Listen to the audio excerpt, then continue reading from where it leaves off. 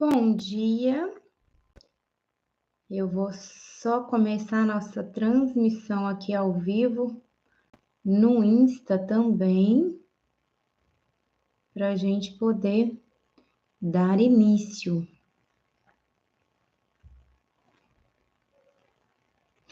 Muitíssimo bom dia, estamos aqui ao vivo com você, tanto no YouTube quanto no Instagram. E hoje nós vamos continuar falando de alimentação anti-inflamatória. Eu prometi ontem para uma seguidora que eu ia falar de refluxo, né? Porque tem muito a ver com alimentação e também a gente vai falar de suplementos. E além de falar de refluxo e de suplementos, a gente vai continuar o nosso bate-papo, que a gente vem trazendo alimentos, a gente vem trazendo valores ideais de exames laboratoriais para você saber se seu valor está certo, se não está. Antes de tudo, eu quero te pedir para já entrar, já vai comentando aqui, vai enviando, vai compartilhando, deixa o seu like, se você gostou do vídeo, se você gosta do nosso canal, já compartilha o nosso canal, ative o sininho para você receber as notificações e deixa o seu like aí. Para quem está no Instagram, aqui embaixo tem uma setinha, que é um aviãozinho, uma setinha, que você consegue compartilhar a live com as primeiras pessoas aí, com a sua lista de contatos, né? E no YouTube você também compartilha essa live. Todas as vezes que você nos ajuda compartilhando a live, o algoritmo entrega mais essa live para outras pessoas e a gente tem o incentivo que a gente precisa para poder continuar aqui te entregando conteúdo de super, super, super qualidade, tá bom? Então, gente, eu prometi que eu ia falar de refluxo e prometi que ia responder mais uma dúvida. O Orlando já entrou aqui, o Roberto também, a Laura, a Cleide. Bom dia, podem ir mandando as suas dúvidas. Eu vou deixar para vocês depois, aqui no link aqui embaixo, eu vou deixar no link aqui embaixo no YouTube o número da nossa lista de transmissão no WhatsApp.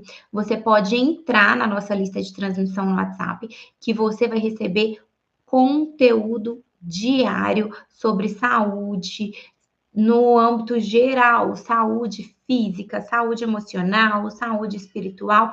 Todos os dias a gente tem um conteúdo exclusivo que não vem para o YouTube e não vem para o Instagram na nossa lista de transmissão, tá bom? Lá, um grupo no WhatsApp. A gente manda esse conteúdo diário, o grupo fica silenciado, você não vai ficar recebendo mensagem o dia inteiro, então é bem bacana. Então vamos lá. Amanhã, mais um recadinho. Amanhã nós vamos ter live com o Dr. Alex Alves. O Dr. Alex Alves é maravilhoso, ele é psicólogo, ele tem uma visão incrível sobre saúde, ele sabe a importância da saúde e de tudo que está acontecendo nos dias atuais. E ele vem trazendo essa atualização para os seguidores dele e a gente consegue aí fazer cada live mais incrível que a outra, porque ele tem um conhecimento incrível. Então, amanhã estejam aqui conosco, que amanhã nós temos live com o Dr. Alex Alves, tá? A partir da semana que vem, nosso horário de live não vai ser mais 8h15, será 8h30. Tá? Essa semana foi a primeira semana de live que nós fizemos aí diária e 8h30 da manhã, tá? Porque, gente, eu tenho neném e aí eu tô na adaptação ainda de fazer live com a neném. Então, 8h30 eu já tenho uma pessoa que me ajuda para poder ficar com a neném, porque todos os dias ela tá acordando num horáriozinho variável aí, e às vezes, para a gente não atrasar, para a gente ter pontualidade aqui, nosso horário de live vai passar para 8h30. Outra coisa também, Se você quiser assistir essa live de novo, para quem está no Instagram, as lives não vão ficar gravadas, vão ficar gravadas lá no YouTube. Aí, se você quiser assistir de novo, você pode correr lá no YouTube, que lá no YouTube você vai conseguir assistir todas as lives que nós estamos fazendo aqui diariamente, tá? Canal do YouTube, vou colocar aqui para você. Você pode procurar por Edicele Ribeiro. Edicele, do jeitinho que escreve o meu nome aí, é Dicelli Ribeiro. E aí você vai encontrar aí o nosso canal do YouTube. Já se inscreva no canal, porque isso ajuda a gente a trazer mais conteúdo para vocês, tá? E vamos lá começar a falar sobre refluxo. Refluxo é um tabu porque a gente trata de uma maneira muito diferente na alopatia, na medicina convencional, e nós tratamos os nossos pacientes de uma maneira muito diferente na medicina, com uma visão integrativa do paciente. Por que isso, gente? Porque quando a gente olha o paciente como um todo, a gente tem que entender que se a gente não respeitar a fisiologia humana, como o corpo humano foi criado e como o corpo humano funciona, nós vamos ter outros problemas. Então, qual é o problema de se usar omeprazol, pantoprazol, esomeprazol, lansoprazol ou qualquer outro inibidor de bomba de próton a longo prazo, né? Aí, mais do que 4 semanas, a gente tem as indicações de usar esses remédios, sim. Eu já salvei vidas no CTI de pessoas com, principalmente idosos, né, com hemorragia digestiva, usando omeprazol em bomba, usando omeprazol venoso em bomba. E hemorragia digestiva, a maior parte das vezes, foram idosos que usaram anti-inflamatórios. Se você usa anti-inflamatório com frequência, cuidado que você está aí, é um candidato para ter hemorragia digestiva, né? O anti-inflamatório tem vários efeitos colaterais e alguns deles prejudicam mais o estômago do que outros. E alguns anti-inflamatórios prejudicam tanto o estômago que eles já vêm associados ao inibidor de bomba de próton, né? Que, por exemplo, o omeprazol, o pantoprazol, esses remédios todos são inibidores de bomba de próton. Esses remédios, tem gente falando que o som tá muito baixinho, gente. Fala para mim se o som tá bom. Vamos ver se o som tá bom. Ficou bom? Deixa eu ver aqui, ó. O microfone tá ligado direitinho. Talvez se eu tirar aqui o carregador, talvez melhore, mas tenho medo da bateria não durar até o final. Fala para mim se melhorou. Aumentei o volume aqui, Adi. Tá baixo ainda. Ana Maria, aumentei o volume aqui. Fala para mim se melhorou esse som, tá? A Vitória falou aqui, tá ótimo, som legal. Então, tá ótimo. Vou tentar aumentar o tom de voz, mas para quem já me acompanha aí, sabe que se eu falar muito alto, a voz não dura muito, porque eu falo muito, gente. É live todos os dias, é mentoria. Eu dei mentoria terça, dei mentoria ontem, consulta. Na consulta a gente acaba falando muito. Minha consulta é uma consulta que demora mais do que as consultas convencionais, então a gente acaba falando muito. Então, se eu falar muito alto, a gente não consegue fazer live todo dia, não, né? A voz vai para o espaço. Mas vamos lá, que eu vou tentar falar um pouco mais alto aqui. E depois, quem sabe, a gente troca o microfone, apesar desse microfone ser um microfone muito bom. Então, vamos voltando aqui. Qual que é o problema da gente usar esses inibidores de bomba de prótons? Você tem o esôfago, deixa eu ver se eu acho um papelzinho aqui, que aí eu consigo explicar para você com muita facilidade. Tem um papelzinho aqui, ó, e a gente consegue explicar para você de um modo bem didático. O que é o esôfago? O esôfago é um canudinho. Imagine um canudinho. Aqui, ó, vou fazer um rolinho de papel. O esôfago é um órgão que vai ligar a boca ao estômago. Ele é um canudinho que vai ligar a nossa boca ao estômago. No finalzinho do esôfago, nós temos o esfíncter esofagiano inferior.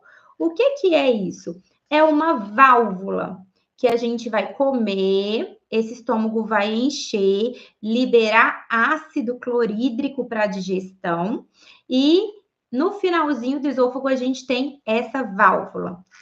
Essa válvula acontece o quê? Quando a gente come, o estômago joga ácido clorídrico para digerir as proteínas, a comida que está ali, o que acontece? Essa válvula vai fechar. Ela vai fechar e aí o estômago vai misturar a comida com esse ácido, fazendo o que a gente chama de movimentos peristálticos. E a comida, como isso aqui está fechado, a comida não sobe para o esôfago. O que é o refluxo? O refluxo é quando essa válvula aqui não está fechada, a comida vai passar por ela, entrar no esôfago e vem queimando tudo, porque afinal está com ácido clorídrico para a digestão. Então, o refluxo nada mais é do que a queimação que você sente quando esse ácido clorídrico sobe pelo esôfago. Não era para subir, porque era para esse esfíncter esofagiano inferior, né? Essa válvulazinha tá fechada, aí não é para subir nada ali. Quando que o esfíncter esofagiano inferior fecha? Ele fecha quando o seu estômago está ácido.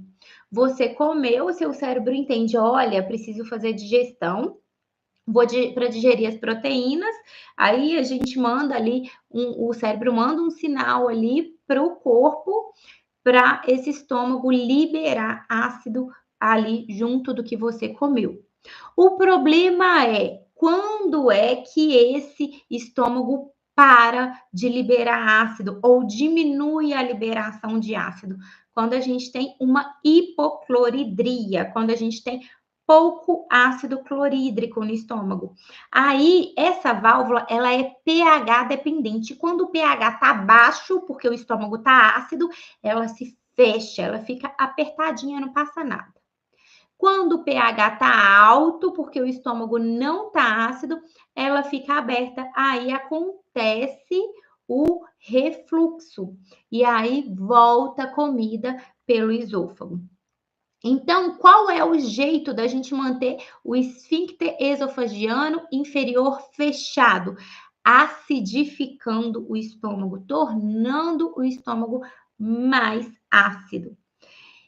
E aí, como que eu faço, sendo que eu tomo inibidor de bomba de próton? O que o inibidor de bomba de próton faz?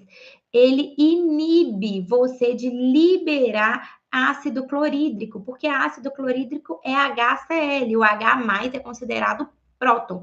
Aí ele vai ser aí dissociado H+Cl-, é considerado um próton. O inibidor de bomba de próton faz seu estômago deixar de ficar ácido.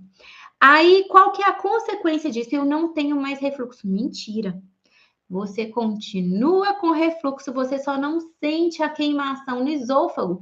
Por quê? Porque como não tem ácido e o pH do estômago, do esôfago é um pH neutro, caiu ali a comida no estômago, não tem ácido, o pH tá neutro, sobe e não queima o esôfago. Não queima o esôfago, você não sente aquela queimação do refluxo, mas o refluxo continua acontecendo, só que sem queimação. Qual que é o problema de eu não ter um estômago ácido o suficiente? Para que o ácido serve? Para digerir a comida. Se eu não faço essa digestão, esse estômago vai se esvaziar dentro do intestino e ele vai a comida vai sair e vai entrar dentro do intestino. Quando essa comida sai e entra dentro do intestino, ela não está digerida o suficiente. Ali vão ser liberadas enzimas pancreáticas e também a bile, e isso vai neutralizar o pH ácido. Mas essa comida não está digerida o suficiente. As enzimas, dentre as enzimas que a gente recebe aí no intestino, tem a amilase para digerir amido. A amilase digere amido, digere ali o carboidrato, né? A gente tem a lipase, que digere lipídio, digere ali as gorduras. Gente, mas a maior parte das proteínas são digeridas no estômago, através de enzimas digestivas do estômago e através essas enzimas, para elas digerirem, ela precisa de um pH ácido, precisam do ácido clorídrico. Se esse ácido clorídrico não está sendo jogado aí nesse estômago, quando essa comida fica mal digerida no intestino, a gente vai ter alguns problemas. Primeiro, fermentação. As bactérias que estão ali no intestino vão fermentar essa comida porque ela não está digerida. Aí, efeito baiacu, né? Comeu, aí fica com aquele barrigão grande, cheio de gases e soltando gases o tempo inteiro. Se você é uma pessoa que faz muito pum, solta muito gases, aquele famoso, desculpa aí a palavra, mas aquele famoso peidorreiro, você é uma pessoa que tem uma digestão ruim. Não é comum a gente ficar soltando gases demais. A pessoa que solta gases o tempo inteiro, né? Que na medicina a gente fala flatulência, que solta flatus o tempo inteiro. Essa pessoa, ela tem uma digestão ruim. Outra coisa é o cheiro das fezes. Ninguém vai evacuar com cheiro de perfume francês, né? O cheiro é ruim, mas se tá com aquele cheiro de, né? Minha mãe, quando sente algum cheirinho assim que alguém soltou, ela fala assim: gente, quando você comer urubu, você deixa o papo. Se tá com cheiro de carniça, é porque tem ali algumas substâncias de putrefação, porque o alimento não foi digerido, ele apodrece, parte dele apodrece. Então, a gente tem cadaverinas, entre outras substâncias de putrefação. Fica aquele cheirinho, aquela pessoa que evacua com cheirinho de podre. Não é o cheirinho das fezes normais, é aquele cheirinho muito ruim, né?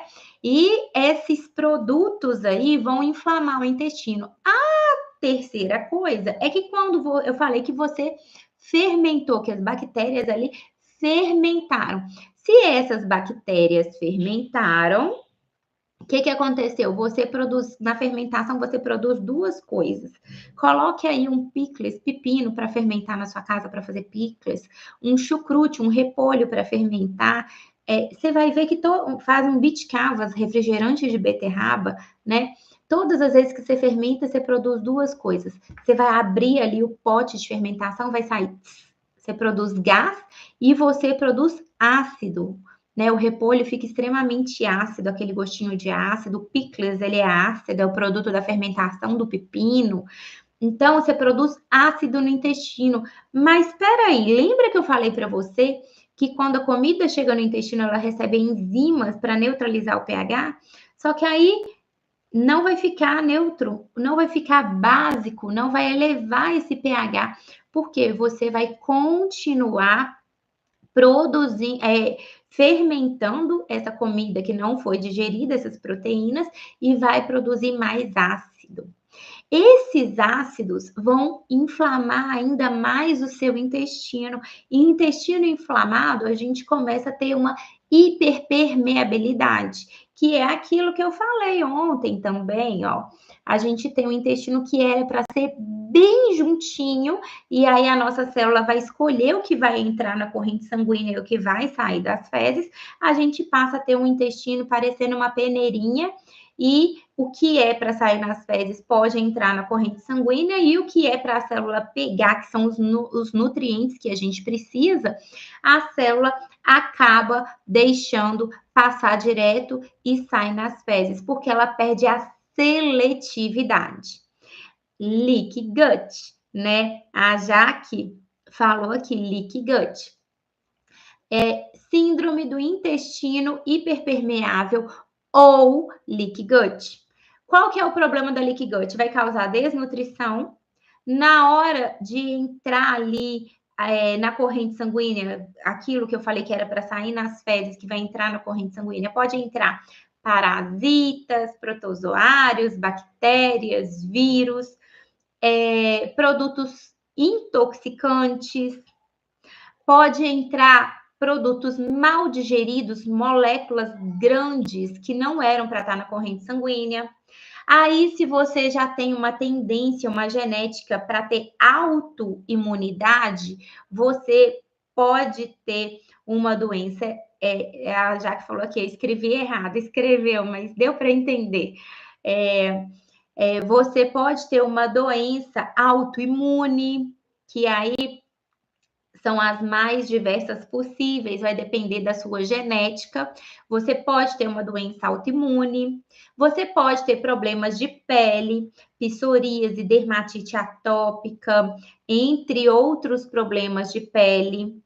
E isso pode cursar com a inflamação do seu corpo inteiro, e aí sua imunidade vai lá para o pé, porque a imunidade, ela tinha que...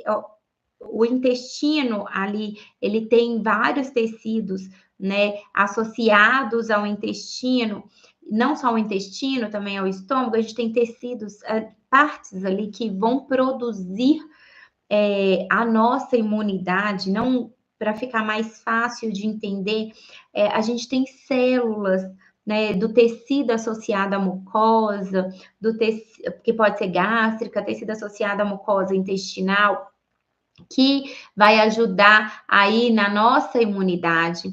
Esses tecidos vão ficar comprometidos, a gente vai ter uma imunidade mais baixa. Aí é aquela pessoa que fica com conjuntivite, com rinite, com todas as ites possíveis, amidalite, faringite, de recorrência, fica sempre gripado.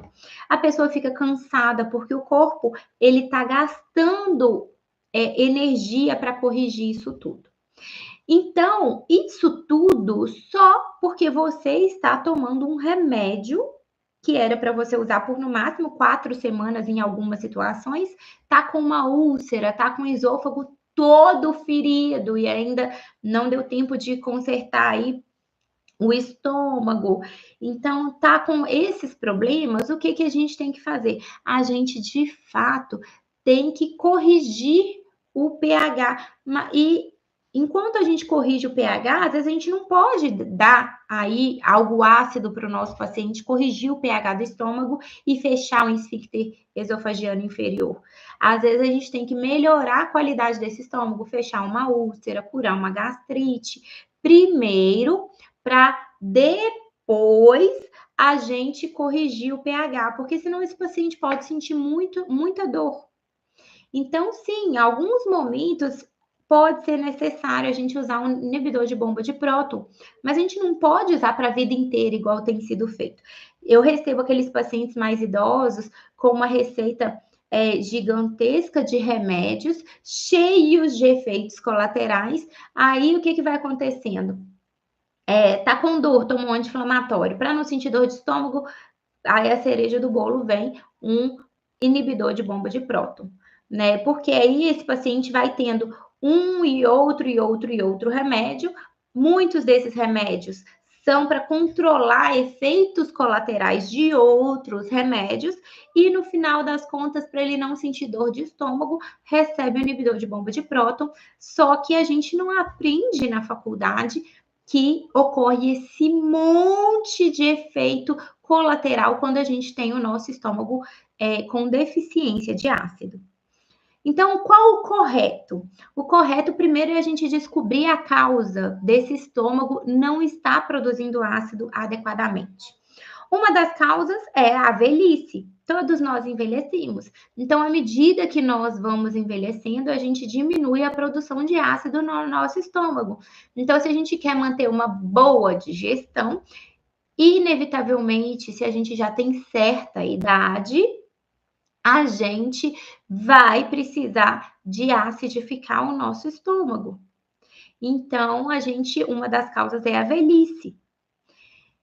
O que pode acontecer? A partir dos 40, a gente começa a diminuir, a partir dos 40 anos, a gente começa a diminuir a produção de ácido clorídrico.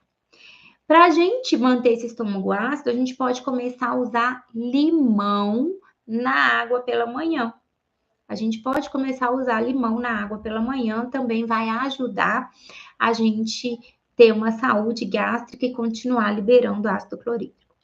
A segunda coisa que pode acontecer é a deficiência de zinco. O zinco é um mineral que a gente precisa muito para a nossa imunidade. Então, todas as vezes que a gente fica doente, a gente perde zinco. Então, é um mineral extremamente útil. Gente, não é só útil para a imunidade, tá? É útil para a saúde tiroidiana, para várias outras coisas. Mas ele é necessário para que o nosso organismo produza ácido clorídrico. Existem ali vias metabólicas que dependem do zinco para a gente produzir ácido clorídrico, o ácido do estômago. E se a gente tiver uma deficiência de zinco, a gente não vai produzir ácido clorídrico adequadamente, tá? A terceira causa que pode acontecer é a infecção por H. pylori. A Vitória está perguntando aqui: limão só pela manhã ou durante o dia? Você pode usar limão durante o dia também, mas o que é mais útil neste caso para a produção de ácido clorídrico é o limão sendo usado em jejum pela manhã, tá? E aí, gente, tem que avaliar, usa um pouquinho, vê o que você vai sentir, porque se você usou limão e doeu, você pode ter uma úlcera. E aí não é adequado você usar o limão, aí tem que pesquisar, né? No caso, a gente pode ter, voltando, H. pylori, é uma outra causa, porque para essa bactéria sobreviver no estômago, ela vai liberar uma enzima, essa enzima vai diminuir a produção de ácido clorídrico para essa bactéria sobreviver. Gastrite atrófica é o caso? Sim, gastrite atrófica é o caso. A gente tem umas pregas estomacais e ela vai sofrendo atrofia, vai tendo menos pregas. À medida que você tem menos tecido, você também tem menos produção de ácido clorídrico. Isso acontece muito, a gastrite atrófica vai acontecendo quando a gente tem uma idade mais avançada, acima dos 40 anos, né? O limão é contraindicado para quem tem gastrite? Sim, é contraindicado.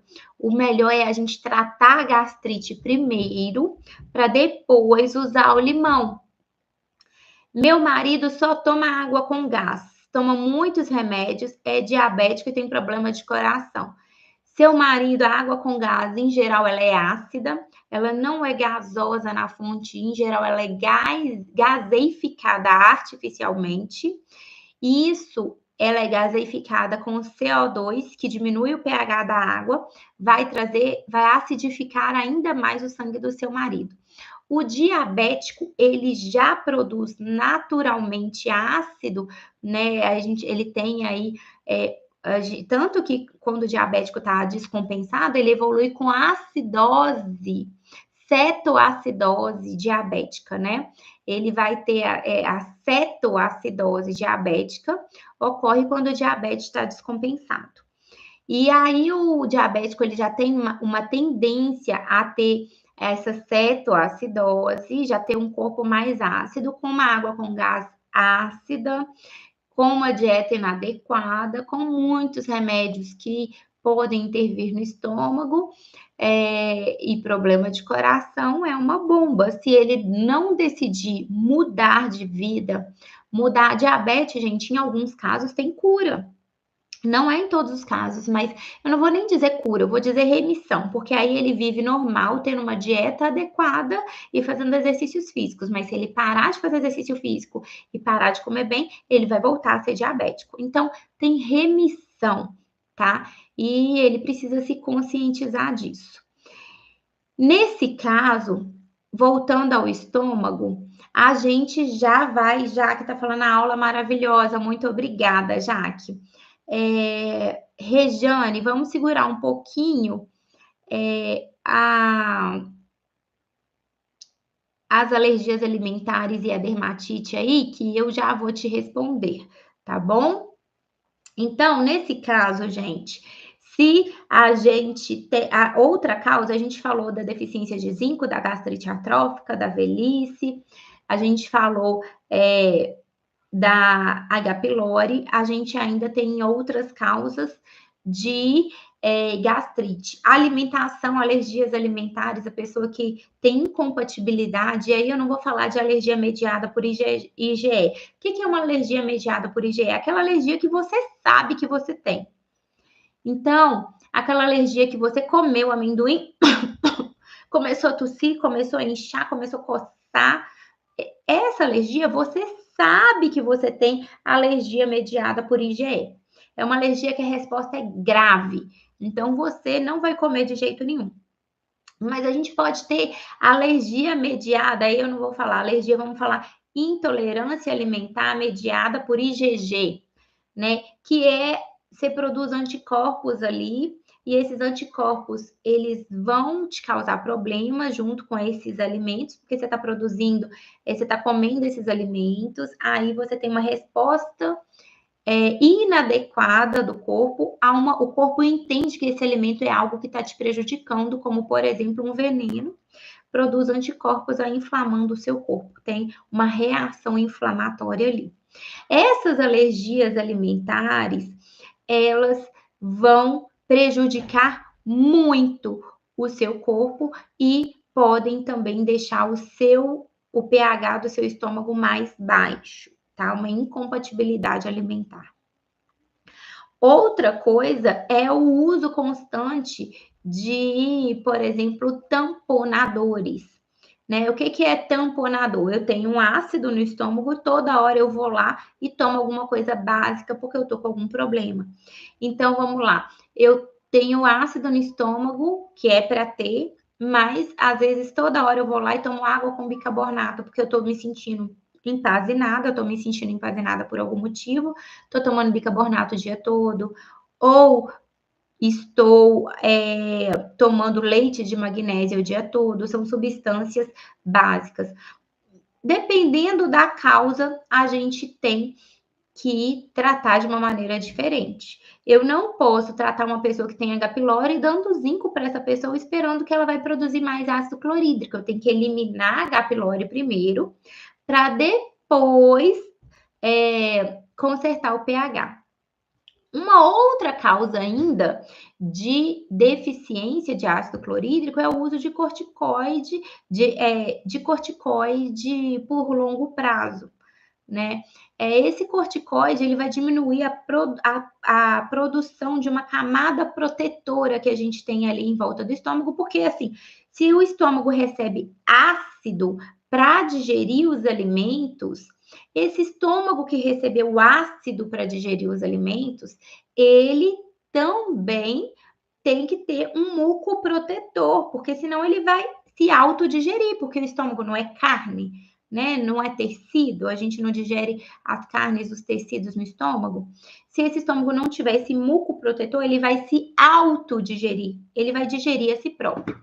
Nesse caso, quando a pessoa toma corticoide direto, essa camada de muco protetor deixa de ser produzida porque o corticoide inibe algumas substâncias que são necessárias para a camada protetora de muco. Aí esse estômago ácido vai começar a ficar feridinho e o estômago mesmo vai diminuir a produção de ácido. E aí é uma outra causa. Então, dentre as causas, o que a gente tem que fazer? A gente tem que tentar achar a causa para achar a cura para a gente acidificar esse estômago de novo. Se for devido à idade, o que a gente pode fazer? A gente pode somente tomar aí a água com limão em jejum de manhã ou o cloridrato de betaína, que é um suplemento que acidifica esse estômago. Se existe uma gastrite, gente, uma coisa maravilhosa para gastrite, maravilhosa. Primeiro, a gente tem que ter contato com Deus. Por quê?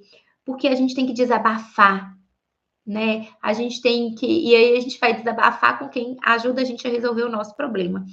Pegue isso para a vida de vocês. Nunca desabafe com alguém que não vai ajudar você a resolver o seu problema. Né? Você pode criar um outro problema ao invés de resolver o seu problema. Então, tem ali um contato com Deus, porque desabafa, coloca para fora. Porque se você ficar nervoso, ficar irritado e ficar com isso tudo dentro de você, você vai ter uma gastrite que pode ser psicossomática, né? Pode ser devido ao nervosismo, devido. Aí eu falei que o corticoide em excesso ele diminui a camada de mucoprotetora. Quando você está ali estressado, com raiva, engolindo tudo seco, você também vai produzir cortisol no seu corpo. E esse cortisol em excesso pode ter o mesmo efeito do que um corticoide sintético que você está tomando. Então, tenha aí uma comunhão com Deus e desabafe, coloque, né?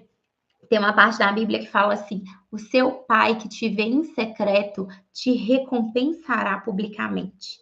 Né? Então, fecha a porta do seu quarto, ajoelha ali no chão, desabafa com Deus e Deus vai te dar aí, te capacitar para que você consiga resolver o seu problema. Dito isso, tem uma gastrite? Desabafou? Colocou tudo para fora emocionalmente? Vamos tratar essa gastrite. Uma coisa maravilhosa para tratar gastrite é a aloe vera. Tem uma bebida, você pode comprar bebida funcional de aloe vera, né? Que geralmente vem escrito assim, suplemento de vitamina C, porque também tem vitamina C ali junto. Então, tem uma bebida funcional de aloe vera que chama Olivos, uma bebida barata. O gosto é horrível, mas você vai tomar uma xicrinha de café dessa bebida funcional de aloe vera pela manhã. Você pode comprar sem receita médica. A Sandra falando, Deus é o nosso refúgio o tempo inteiro. Sandra, se não for Deus, a gente não consegue sobreviver nos dias atuais, né? Então, você pode usar uma bebida funcional de aloe vera, toma 50 ml aí pela manhã, de 50 a 100 ml pela manhã. A aloe vera ajuda a desinflamar, ajuda a curar gastrite, ajuda a desintoxicar. A aloe vera é maravilhoso para um monte de coisa. Você pode comprar essa bebida pronta, é barato, é fácil, é simples, né? Tem várias marcas, Leila, mas uma das marcas é bebida funcional de aloe vera Olivos. Vem escrito assim, suplemento de vitamina C Olivos, né? Tem várias marcas, mas uma das marcas é essa. Eu até tenho, mas não tá ao alcance das mãos aqui para mostrar para vocês, porque eu uso também. Eu uso também porque tem várias finalidades. Anti-inflamatório, ajuda a desintoxicar, é muito bom. Se você tem a babosa, a aloe vera verdadeira aí na sua casa, você pode fazer a sua própria bebida. Pega a aloe vera, ela tem uma folha comprida, corta, coloca ela na água. Ali você vai vendo que a água vai ficando roxa. Quando a água ficar roxa, você joga essa água fora. Por quê? Porque a aloína é uma substância que é eliminada ali na água quando você corta a folha de aloe vera, só que ela dá diarreia. Então, é uma substância que a gente não quer. E aí, você vai descascar essa folha toda, vai tirar a casca, dentro sobra um gel gosmento. Você pode cortar os quadradinhos, colocar esse gel congelado todo dia de manhã. Você pode bater esse gel com, por exemplo, uma folha de couve, uma água de coco, uma maçã, para poder ajudar o gosto. Pode colocar um pouquinho de limão também, mas se for para gastrite, é melhor usar o limão num segundo tempo, quando a gastrite melhorar. E você toma essa bebida funcional de aloe vera óleo, essa bebida, bebida batida no liquidificador, né? Aloe vera, uma folhinha de couve, uma água de coco, uma maçã com a... E aí, o importante é ter essa aloe vera ali. Tomou todo dia em jejum de manhã, se quiser tomar mais em algum momento do dia, longe das refeições, também vai ter o mesmo uso. A Regiane está falando aqui, a babosa com limão ajuda no sono dela. A babosa, ela tem várias propriedades aí, que são inúmeras propriedades, né? E aí você pode fazer esse suco. Uma outra coisa que a gente pode usar é a espinheira santa, chá de espinheira santa, ajuda bastante. Aí a espinheira santa, ela tem uma folha dura. Pega isso para vocês. Todas as vezes que vocês vão fazer um chá, se aquela folha for dura, for tipo um couro, essa folha deve ser cozida. Se essa folha for uma folha comum de plantinha, assim, essa folha deve passar por infusão. Essa folha de espinheira santa cozida, vai fazer um chá, ajuda na cicatrização do estômago, tá? Você pode tomar à noite, antes de dormir. É um bom horário para você tomar esse chá de espinheira santa. E aí a literatura, gente, vai variar. Para você tratar o seu paciente, para você que é médico, vai tratar o seu paciente, a literatura vai variar. Tem gente que fala que a espinheira santa aumenta o pH do estômago, tem gente que fala que não. Então, a gente tem uma diversidade de literatura, né? Então, a espinheira santa, você pode tomar à noite antes de dormir, vai curando ali o seu estômago, vai protegendo o seu estômago. Se você está com problema de estômago, não tome café tendo um problema de estômago. Não coma chocolate, espere passar essa fase para você poder voltar e fazer o consumo ali do seu café, do seu... fazer o consumo ali do que você gosta. E quando a gente tem muitas alergias e melhora a digestão, diminui o número de alergias que você tem. Então, para quem me perguntou aqui, a Regiane me perguntou aqui sobre e quem tem muitas alergias, né, alimentares, criança que tem muitas alergias alimentares. A criança está com corpo em maturação. Nem todas essas alergias alimentares vão durar a vida inteira. Algumas vezes, algumas curam, outras não. Você pode ver que às vezes você vai fazer o exame e o seu filho talvez vai evoluir com a cura daquela alergia. Só que, se for um produto inflamatório, ele não vai fazer uma resposta alérgica igual ele fazia antes, mas vai ficar inflamado. Uma criança inflamada, ela aprende menos, ela se desenvolve menos, ela tem mais problemas de saúde, inclusive, dentre os problemas de saúde, pode ter os problemas neurocomportamentais.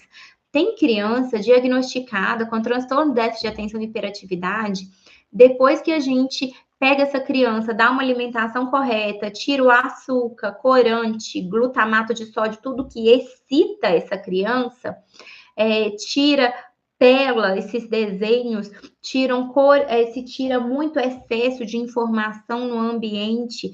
Gente, tem gente que acha que o quarto dos sonhos do filho é aquele quarto cheio de caixa colorida, com muitos brinquedos. Não, a gente tem que oferecer poucos brinquedos de cada vez, guarda a maioria dos brinquedos, oferece um brinquedo de cada vez, porque o excesso de informação deixa a criança perdida, sem orientação do que é para ela concentrar e lá fazer. E aí essa criança, simplesmente sem remédio, cura de transtorno do déficit de atenção e da hiperatividade. Não era, gente, um transtorno, era um hiperdiagnóstico. O que está acontecendo hoje está acontecendo demais um hiperdiagnóstico. As pessoas estão sendo diagnosticadas por algo que, na verdade, é um efeito do estilo de vida dos dias atuais, né? Um efeito do estilo de vida dos dias atuais. Nós que somos adultos, quando nós nascemos, não tinha essas plataformas de rede social.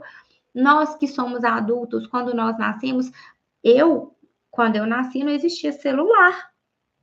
A primeira vez que eu vi o celular, eu achei que fosse mágica. Como pode uma coisa sem fio produzir comunicação? Porque a ideia da gente era o quê?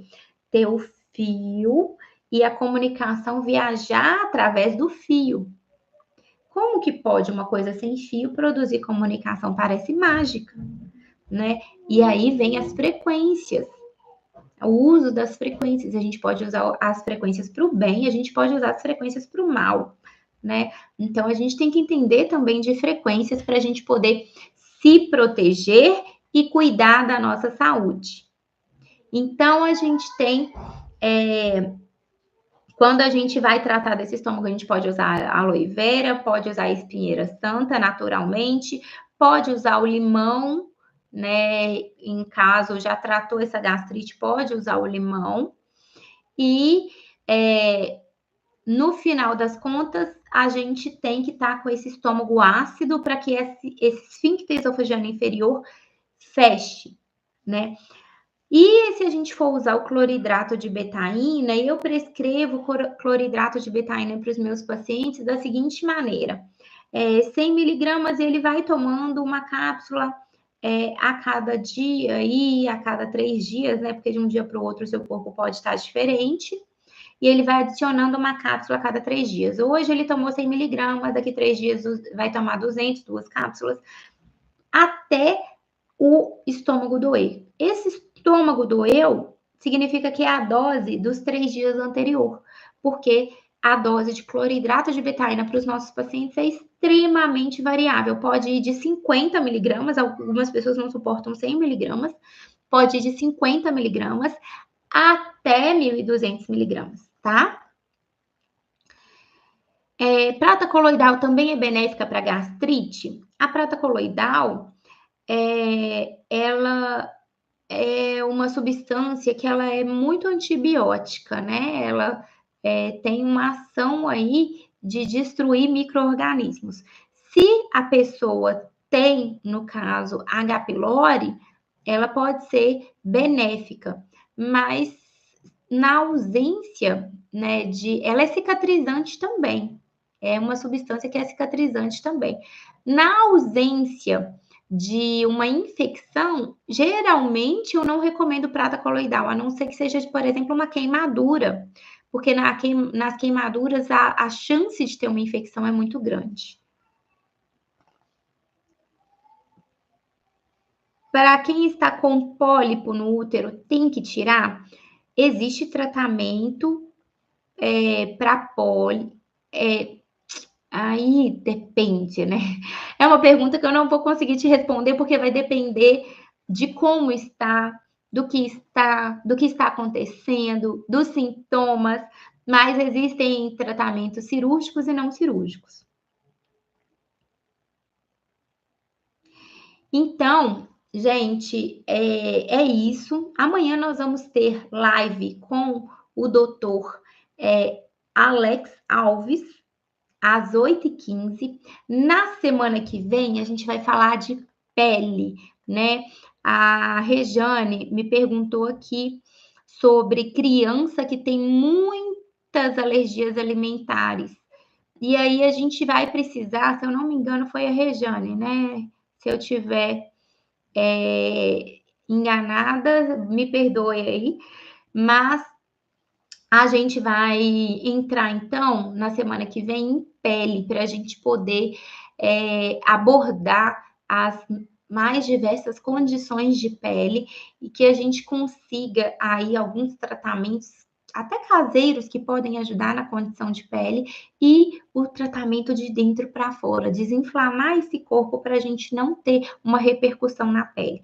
Então, a semana que vem vamos falar sobre pele, tá? Amanhã nós temos live às 8h15 com o Dr. Alex Alves.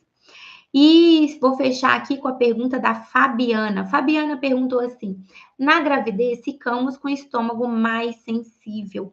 Ficamos. Por quê, gente? Primeiro porque são muitos hormônios.